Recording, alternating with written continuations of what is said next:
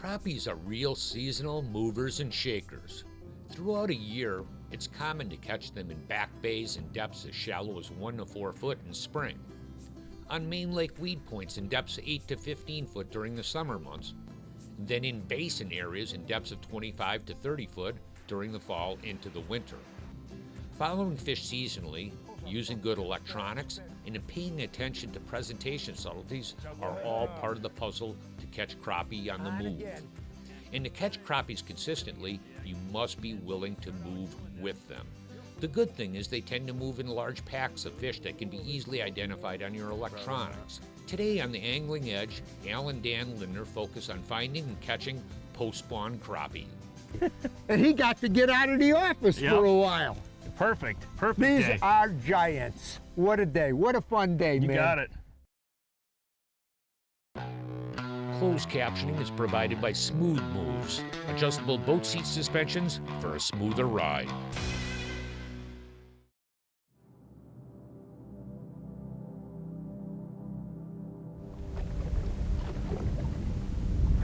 Got him.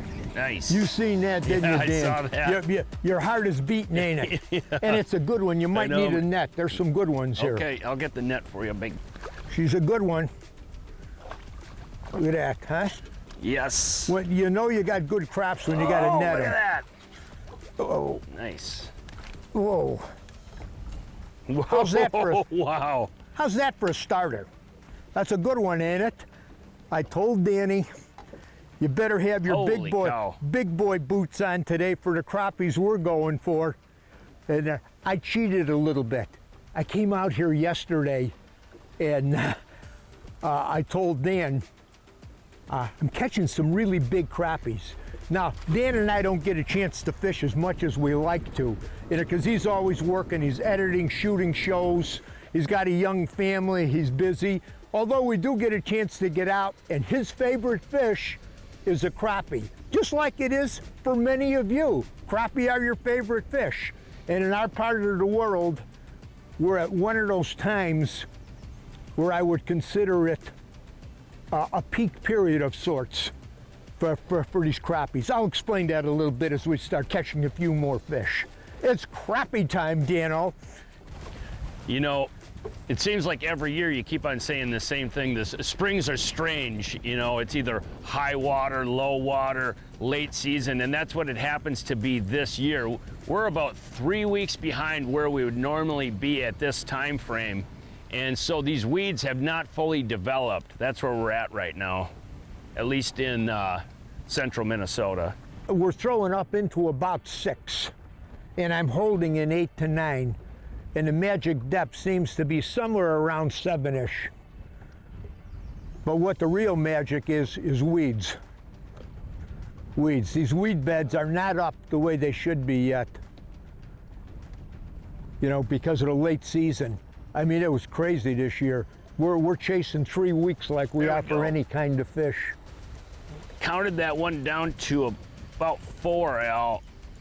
You'll notice he's fishing with the float. I'm swimming a jig, and when we start out doing this, fish is coming up. Didn't need a net, I'm sure. Oh yeah, yep. They're nettable fish, Dano. Right there. Ooh. It's always good fish. Oh yeah, come on, Mr. Clam. Oh, Clam. I can't stretch my arm that far. Okay. There you Right. go. There you go. Swimming that little jig. Look at that beauty, huh? Beautiful crappie. Thank you, Al. Like I said, Al's fishing with a float, and I'm swimming a jig. And when we start out doing this, you'll see a preference on any given day whether the fish want it swimming or underneath that float. So you always want to have 2 rods rigged. Yeah, like I was saying, I was testing. Whenever you're casting and swimming a jig back, you're always kind of messing with the countdown method. You'll cast it out there, give it a 1, 1,000, 2, 1,000, 3, 1,000, 4, and then slowly swim that bait back up and around and through those weeds. And when you get onto a countdown time, like that one was on 4, I'll replicate that, you know what I mean? Rinse and repeat, and that'll up your odds and catching more fish. You know, in what's a big fish in our part of the world, the big crappie, these are a nice eater. This is, you know, right in that eating size. And when you get a 14-incher or above, and occasionally a 15-incher we get out of these lakes here, you know, once in a while bigger than that. That's a big upper Midwest crappie by a long shot. What's happening here, it's that time of the year that we often refer to as a summer peak for different kinds of fish. And these big fish are out here now. You're seeing a lot of big fish. They are the first size fish. These crappies are the first ones to go in. He's got a crappie there. Boy, see, I got that timing down. At about 5 is when you start swimming it back. Oh, holy, oh man, holy you got Moses, one of those toads, Moses Dan. Malone. I thought it was a bass. You got a toad.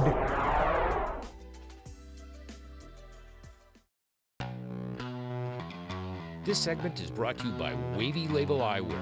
Backed by a lifetime warranty, we see what others don't. I thought it was a bass. You got a Holy toad, cow. bud. I got the countdown. Don't help, be my hero. Oh, that's a... Look at the size of this. Dude, that is a big crappie. Mr. Clam produced. Oh, get that hook out of there. That's a big crappie, believe me. That is a dandy. Holy cow, man. That is a magnum. And like what Al was talking about, in this time frame right now, a lot of the first fish in, these big ones like this, are the first fish in and the first fish out.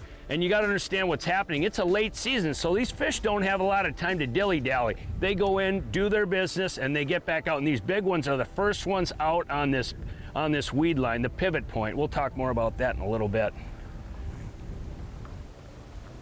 Wow-wee. Bye-bye. These fish just finished spawning just a little while ago. And there's probably still males up in the shallow water. That's why you're seeing all the big fish out here right now. And the whole thing revolves around weeds, weeds, and more weeds. As these weed beds develop on these edges, and are early in the season like this, they're patchy weeds. So you got to find the weeds, and the crappies will gravitate to the weeds on the first initial drop-off. Some lakes, dark water lakes, that could be a 4-foot edge, and another lake it might be a 6 or 8 foot edge, like it is on the lake that we're on. Some crystal clear lakes it might be 10, 12 feet. But wherever the weeds start to develop, those crappies will go there. As the season goes on, those weeds can get so thick that you can hardly penetrate it. Those crappies will live in there, and they don't come out until late evening. They come to the edge or come above the weeds in the evening. But this time of the year, when you find them like this, it's one of those magic moments. You get about 2 weeks of this special, fantastic weedline crappie fishing before they start getting hard to get out, and they penetrate pretty good. Right now, you can get a bait in front of their face. You know, and Al's talking about those sparse weed clumps that are out right now, and that's where your electronics can be very advantageous, especially side imaging at this time frame, because if you look down this break to that break, there could be clumps of weeds here, there, 100-yard spread. And for you to fish this whole thing with a float and swim in a jig like that, it'd take you a year and a day. So what we do a lot is drive along with using our side imaging on the Humminbird, and you find those clumps of weeds. At least it gives you a starting point where those clumps of weeds are at, and likely the fish, you know. So it'll expedite your fish catching process by using side imaging to your advantage. Like we said earlier, we start off, each guy's got a float rod and a swim jig rod. Right now, he's doing better than I am on that swim jig, but I'm catching some on a float. And it's interesting to see, if we were all fishing floats and nobody was swimming down a little bit deeper and tickling the top of those weeds, you might say that the fish ain't biting real good today. And he's kicking my butt. I'm coming through with the float first, you know, and I'm getting some nice fish, but he's getting more behind me. So it gives you an idea. You watch what's happening. You always let the fish tell you what they're doing. And nothing is better than doing a little bit of an experiment. One thing we almost never do is both guys in a boat fish the exact same bait at the exact same depth, doing the exact same thing at any given time. We're always mixing it up, mixing it up, mixing it up.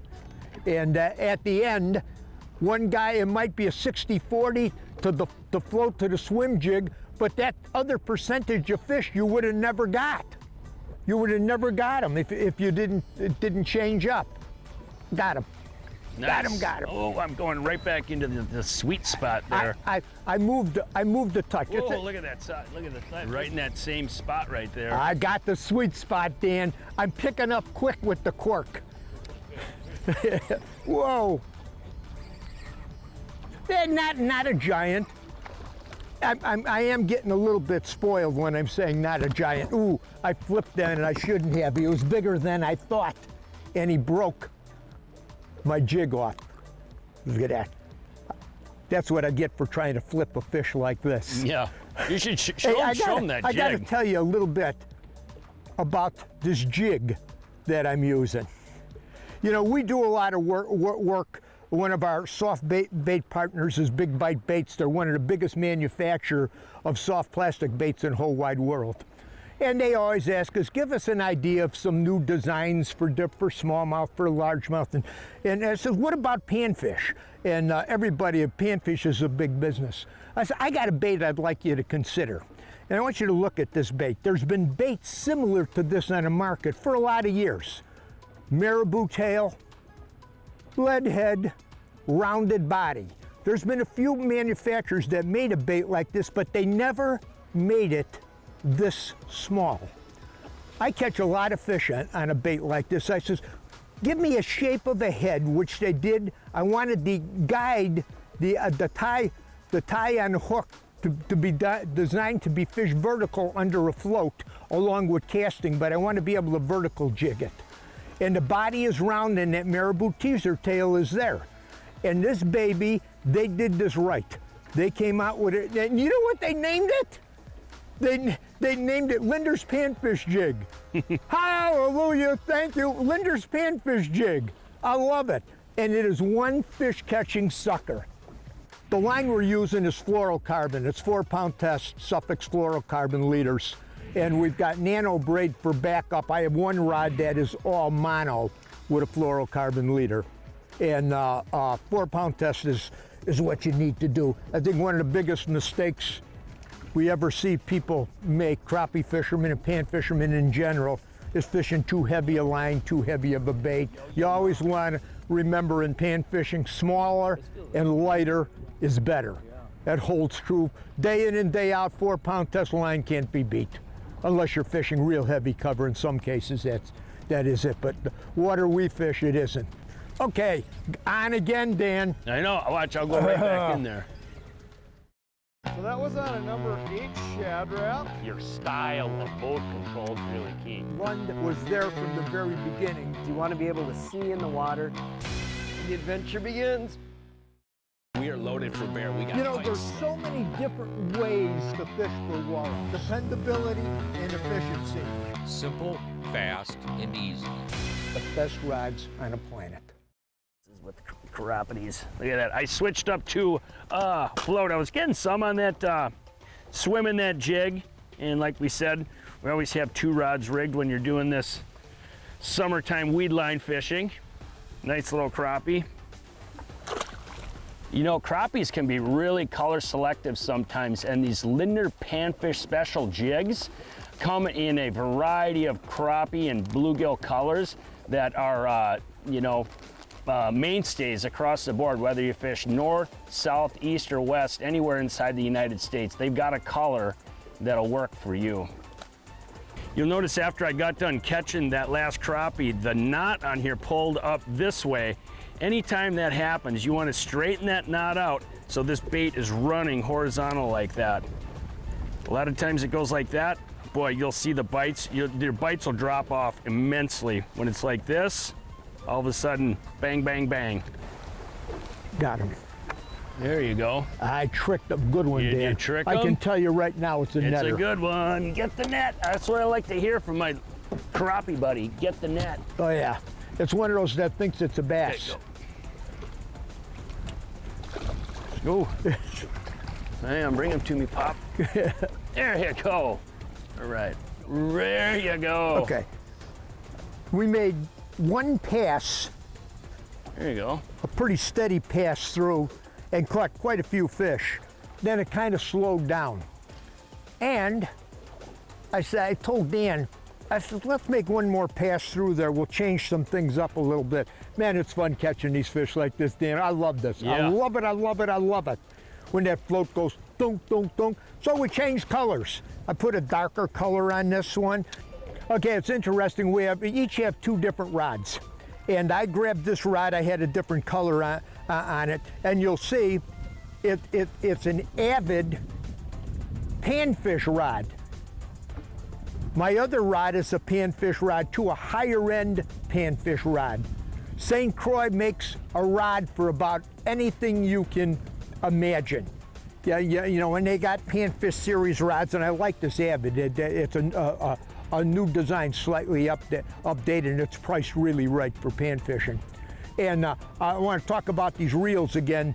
We have Daiwa reels on, and there's 3 different reels that we have. But one thing is they're all size 1000s, and that's important. The size of the reel is important, and it just manages your line so much better. I know where that was. And I highly recommend that you use a 1000 size Daiwa reel. No, I'll get it myself here, Al. You Ready? sure? Yep. All right. There we go. It looks like one that wants to think he's a bass. Yeah. That means he's good. He's a good one. Look at that. Oh yeah. Yep. Oh, you went. Oh, you had the float on. Mr. Clammy by myself. You know where that fish was. I got him kind of pinpointed on the shoreline where I was casting. Sometimes those fish will be in little clumps. You know, when it comes to summertime fishing, it's tough to beat that Lindner panfish jig underneath the float or swimming it for giant crappies like this. They like to eat when you're throwing the right thing. You don't have all bluebird flat calm days. Just a perfect eating size fish. See, that's what I'm talking about, these Daiwa drags. We got walleye stuff, we got crappie stuff, we got pike stuff. This boat is rigged up about as nice. Easy to use, and it flat out works. It's a must-have when you're talking about big waves. Well, these trout are so darn tough. This bait is legendary. Right on the number. The boat is sitting on it. Spot lock. I just did. Back in here a little bit. Oop, there we go. Look at that. See how else spot locks them? Net. Looks like I'll a get good him. one. I can You're get good? him. Yeah. Ooh. Ooh. Oh, Yeah. dog. Big one.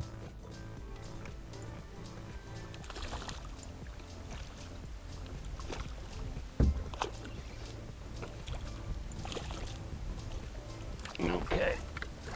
Al's up in the front. Now I got my own net. There we go. Yeah, that's a doozy. Right on the numbers. Al spot locked.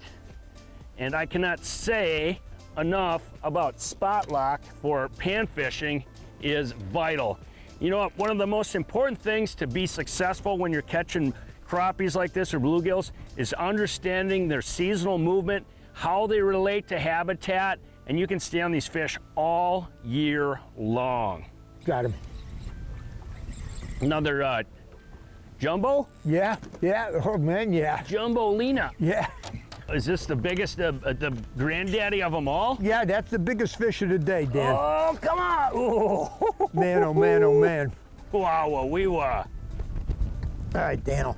You got it? Now I'm gonna come back here, and I'm gonna get with my man Dan.